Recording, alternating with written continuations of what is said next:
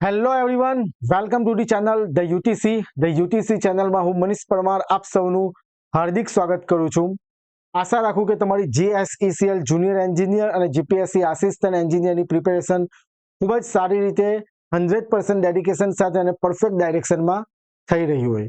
આપ સૌ જાણો છો તેમ આપણે આપણી ચેનલ ધ યુટીસી પર એક સિરીઝ સ્ટાર્ટ કરી છે કે જેમાં ગેટ અને જીપીએસસી જે પ્રીવિયસ યર ક્વેશ્ચન્સ છે તે જે પૂછાયા છે ક્વેશ્ચન્સ તે આપણે અહીંયા કરાવી રહ્યા છે. આજે ચોથો પાર્ટ છે, 4th નંબરનો વિડીયો છે. એનું રીઝન માત્ર એ છે કે ઘણી વખત એક્ઝામમાં ક્વેશ્ચન્સ રિપીટ થતા હોય છે. ઓકે, તો જે વિદ્યાર્થીઓ ચેનલ પર નવા હોય ચેનલને સબસ્ક્રાઇબ કરી દેજો, બેલ આઇકન પ્રેસ કરી દેજો, કારણ કે જ્યાં સુધી આ પ્રકારની આ બંને એક્ઝામ કન્ડક્ટ નથી થતી ત્યાં સુધી આપણે આ પ્રકારના વિડીયો લાવતા રહીશું.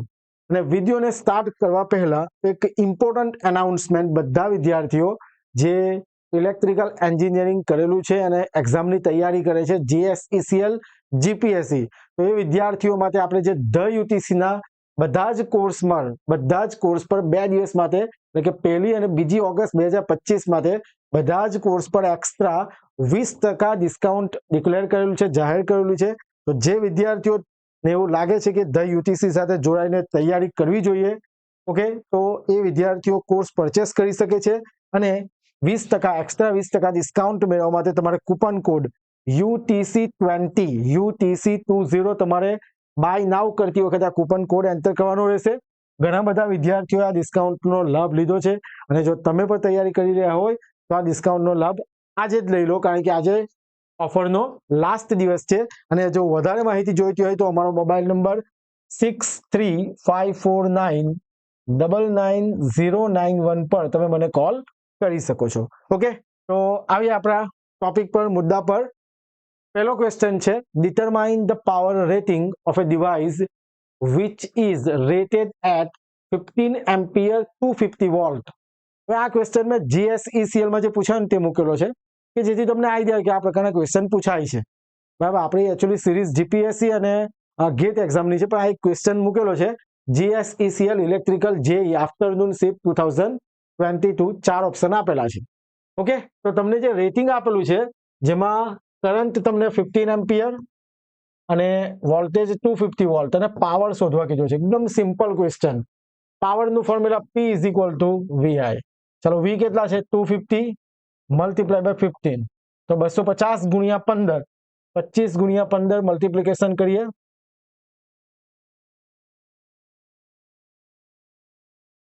375 અને એક 0, અને પાવરનો યુનિટ કેટલો? વોટ. તો આન્સર આવશે option B is our right answer, 3750 watt. એકદમ સિમ્પલ ક્વેશ્ચન છે. આ પ્રકારનો ક્વેશ્ચન 2022માં JSECL એક્ઝામમાં પૂછાયો હતો. ઓકે, નેક્સ્ટ ક્વેશ્ચન તરફ જઈએ. A load bus with voltage support control can be treated as. ઘણી બધી એક્ઝામમાં પૂછાય છે ક્વેશ્ચન, ઘણી બધી એક્ઝામમાં. બરાબર, આપણે ડિફરન્ટ ટાઈપ ઓફ બસીસ એકદમ સારી રીતે યોદ્ધા બેચના પાવર સિસ્ટમ સબ્જેક્ટમાં કરાવેલું છે. ને મેં તમને કીધું તે પ્રમાણે આપણી પ્લેલિસ્ટ જે છે તેના વિડીયોની લેન્થ ઓછી રહેશે કે જેથી દરેક વિદ્યાર્થી વ્યવસ્થિત રીતે જોઈ શકે. તો બધું સમજાવવા જાય તો પછી લેક્ચર જ થઈ જાય. ઓકે, એટલે અહીંયા વધારે હું તમને સમજાવીશ નહીં, બરાબર છે, એક્સપ્લેન નહીં કરીશ. પણ ક્વેશ્ચન છે, a load bus with voltage support control can be treated as. ક્યારે પૂછાયો છે? GPSC advertisement number 82/2019, assistant engineer class 2. Okay, અને 4 ઓપ્શન આપેલા, PQ bus, PV bus, slack bus અને નન. તો પાવર સિસ્ટમની અંદર મેઇનલી જે બસ છે તે 3 પ્રકારની. કઈ? Slack bus, swing bus or reference bus. આ બધું સેમ જ છે, બરાબર. જો તમને ખ્યાલ હોય તો આપણે આ રીતના બસ ડ્રો કરીએ છીએ, એમ તો ખ્યાલ હશે જ બધાને. ઓકે, આ રીતના ટ્રાન્સમિશન લાઈન વચ્ચે કનેક્ટેડ હોય છે આમ. Okay, bus number 1, 2, 3. ઓકે, તો there are 3 type of bus: slack bus, swing bus or reference bus. આ બધી જનરેટર બસ જ છે, પણ એક બસને આપણે રેફરન્સ તરીકે લઈએ. તો સ્લેક બસ, સ્વિંગ બસ અને રેફરન્સ બસ પર કઈ ક્વોન્ટિટી નોન છે?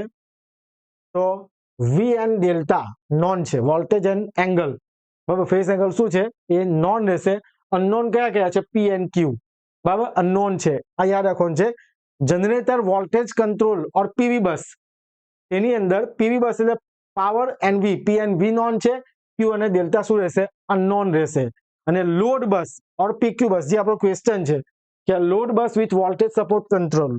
હવે જે લોડ બસ છે કે જેમાં પી અને ક્યુ નોન છે, અનનોન શું છે વી એન્ડ ડેલ્ટા, પણ જો લોડ બસ પર તમે વોલ્ટેજ કંટ્રોલ કરો, વોલ્ટેજ રેગ્યુલેટ કરો એટલે વોલ્ટેજ પણ નોન થઈ જાય, તો એ શું થઈ જશે પીવી બસ તરીકે ટ્રીટેડ કરશે. એટલે આપણે અહીંયા લખીએ કે even if bus is connected to a load, એટલે load bus, if it has voltage control, voltage control કેનાથી કરતા હતા like through a reactive power compensator or generator, મતલબ કે વોલ્ટેજ ત્યાં રેગ્યુલેટ થાય છે, મેગ્નિટ્યુડ નોન છે, it's model as PV bus during load flow analysis. Most IMP question છે, ઘણી બધી એક્ઝામમાં આ ક્વેશ્ચન પૂછાયો છે, બરાબર છે, મોસ્ટ આઈએમપી છે, પૂછાયો છે ક્વેશ્ચન કે load bus voltage support control can be treated as PV bus. તો રાઈટ આન્સર આવશે આપણો PV bus. Option B is our right answer.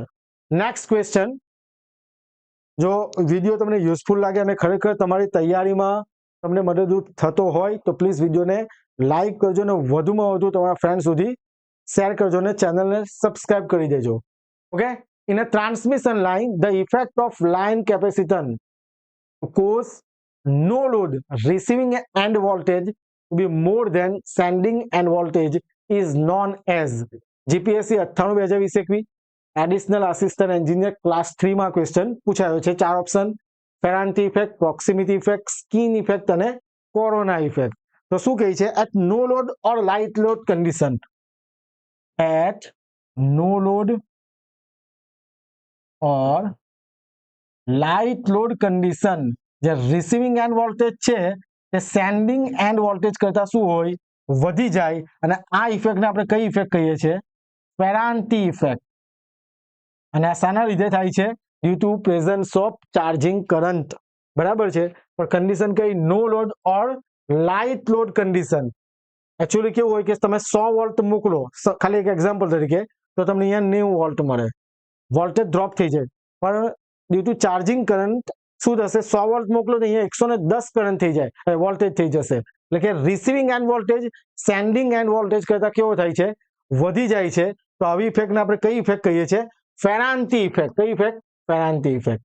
સમજાય છે વાતમાં? ઘણી બધી એક્ઝામમાં આ પણ ક્વેશ્ચન પૂછાયો છે, એટલે આપણે બધા પ્રીવિયસ યર ક્વેશ્ચન્સ જ કવર કરી રહેલા છે. Okay, next question. The sequence components of fault current are as follows. જોજો, positive sequence component J 0.5 per unit, negative sequence component minus J 0.5 per unit, zero sequence component minus J 1 per unit. The type of fault in the system is. આ question પૂછાયેલો છે GPSC 82 2019-20 assistant engineer electrical class 2. 4 option આપેલા છે: LG, double L, double LG, triple LG. હવે આની અંદર છે તમને બધા જ આ ફોલ્ટ વિશે નોલેજ હોવું જોઈએ, સમજેલા હોવા જોઈએ. ને આપણે યોદ્ધા બેચમાં એકદમ કમ્પ્લીટ કરાવેલું છે, બધા કન્સેપ્ટ ક્લિયર કરાવેલા છે. પણ હું તમને સમજાવી દઈશ થોડું. તો ફોલ્ટ બે પ્રકારના, જો series fault and shunt fault. Series એટલે ઓપન કંડક્ટર. શન્ટ ફોલ્ટમાં બે પ્રકાર, કયા કયા? સિમેટ્રિકલ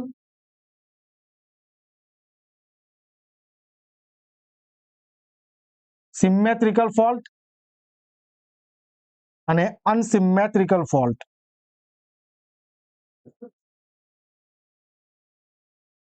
ઓકે, હવે સિમેટ્રિકલ ફોલ્ટ ની અંદર પ્રી ફોલ્ટ અને પોસ્ટ ફોલ્ટ. જોજો, પ્રી ફોલ્ટ એટલે કે ફોલ્ટ થવા પહેલા, અને પોસ્ટ ફોલ્ટ કન્ડિશન કેવી હોય?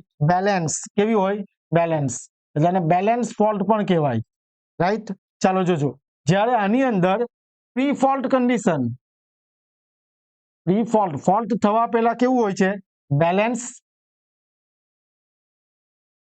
And after fault, after fault એટલે કે પોસ્ટ ફોલ્ટ. ફોલ્ટ થયા પછી એ કેવી થઈ જાય છે?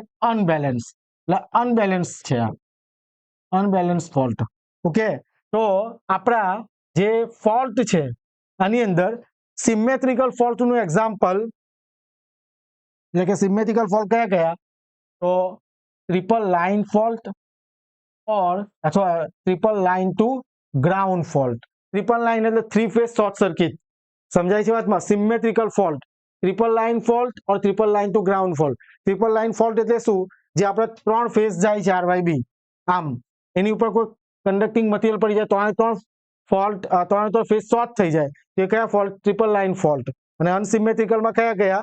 તો line to ground, double line to ground or line to line fault are unsymmetrical fault. હું તમને થોડી માહિતી આપું તો સૌથી સિવિયર ફોલ્ટ, ડેન્જરસ ફોલ્ટ કયો? Triple line fault, three phase short circuit fault, dangerous fault. અને સૌથી વધારે થતો ફોલ્ટ કયો? તો લાઇન ટુ ગ્રાઉન્ડ ફોલ્ટ. 80% જે ફોલ્ટ થાય તો લાઇન ટુ ગ્રાઉન્ડ ફોલ્ટ. એટલે આ પણ એક ક્વેશ્ચન છે કે મોસ્ટ ફ્રીક્વન્ટ ફોલ્ટ કયા? તો કે line to ground. And most severe dangerous fault કયો? Triple line fault. આ આપણો ક્વેશ્ચન નથી, પણ તમને થોડું સમજાયું.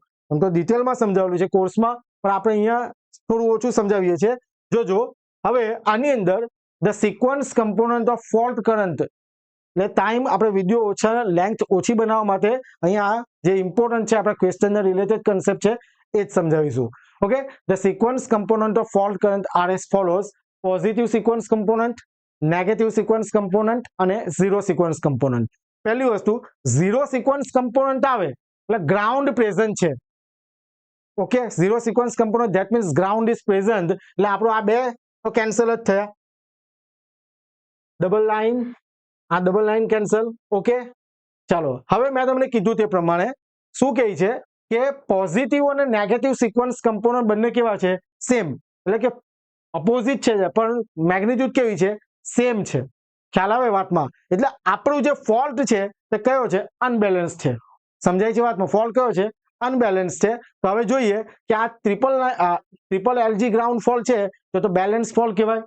ખ્યાલ આવે વાતમાં? એલજી હવે પોઝિટિવ, નેગેટિવ અને ઝીરો સિક્વન્સ એટલે બંને લાઇન પર પ્રેઝન્ટ છે. એટલે આપણો રાઈટ આન્સર શું આવશે? Double line ground fault. Option she is our right answer. સમજાય છે વાતમાં? આ વસ્તુ ખાસ સમજવાની હોય, બરાબર, પણ આખું ડિટેલમાં આપણે નથી કહી શકતા. અહીંયા યાદ રાખો, જે પોઝિટિવ અને નેગેટિવ સિક્વન્સ કમ્પોનન્ટનું વેલ્યુ સેમ પણ અપોઝિટ અને ground is present, then it will double line to ground fault, that is unbalance fault. કેમ? કારણ કે પોસ્ટ ફોલ્ટ, આફ્ટર ફોલ્ટ કેવી થઈ જાય? સિસ્ટમ અનબેલેન્સ થાય છે. જ્યારે આ બંને pre fault and post fault બંને કેવી સિસ્ટમ છે? બેલેન્સ. એટલે જ આપણે એને પર ફેઝ ઇન્ડિકેટ કરી શકીએ સિમેટ્રિકલ ફોલ્ટમાં સિસ્ટમને. ઓકે, એટલે આપણો આન્સર આવશે option she is our right answer. Zero sequence component છે એટલે ગ્રાઉન્ડ પ્રેઝન્ટ છે. રાઈટ? તો આઈ હોપ કે તમને ત્રણ ક્વેશ્ચન કમ્પ્લીટ સમજ પડી ગયા હોય. મેં તમને કીધું તે પ્રમાણે આપણી સિરીઝમાં 3 થી 4 જ આપણે વિડીયો ક્વેશ્ચન કવર કરીશું. ફરીથી જે વિદ્યાર્થીઓ તૈયારી કરે છે જીએસસીસીએલ, જીપીએસસીની, અને જો તમે તૈયારી કરવા માંગતા હોય ધ યુટીસી સાથે, તો 2 દિવસ ડિસ્કાઉન્ટ હતું. આજે 2 ઓગસ્ટ લાસ્ટ ડે છે ડિસ્કાઉન્ટનો. એક્સ્ટ્રા 20% ડિસ્કાઉન્ટ છે દરેક કોર્સ પર. બધા કોર્સ પર એક્સ્ટ્રા 20% ડિસ્કાઉન્ટ છે. તમે કૂપન કોડ UTC20 તમે એન્ટર કરીને, કૂપન કોડ એન્ટર કરીને એક્સ્ટ્રા ડિસ્કાઉન્ટ મેળવી શકો. મોબાઈલ નંબર પણ આપેલો છે, ત્યાંથી તમે મને કોલ કરી શકો. તો ફરીથી નેક્સ્ટ લેક્ચરમાં મળીએ. ત્યાં સુધી બધા વાંચતા રહેજો, રિવિઝન કરતા રહેજો અને વિડીયોને લાઈક કરવાનું ભૂલતા નહીં. Thank you very much. જય હિન્દ, જય ભારત.